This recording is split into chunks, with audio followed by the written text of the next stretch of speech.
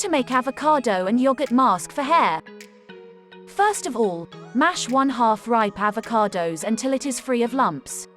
Then, add 1 cup of yogurt, 2 tablespoons of olive oil, and 1 tablespoon of honey to it, and mix well to get a smooth paste. Now, section your hair and apply this paste from root to tip. After that, leave it on for 20 minutes and shampoo your hair. Note: use this mask once a week if you have dry hair and once a fortnight for normal hair. Avocado is rich in vitamin E, vitamin B5, vitamin A, antioxidants, minerals, and fatty acids. These nutrients improve scalp health and treat slow hair growth. It is also extremely conditioning and makes for a perfect hair care ingredient for dry hair.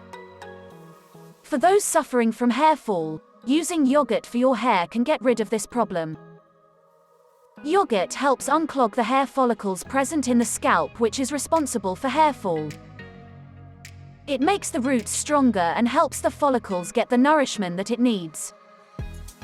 Hope you did get some value out of our today's video.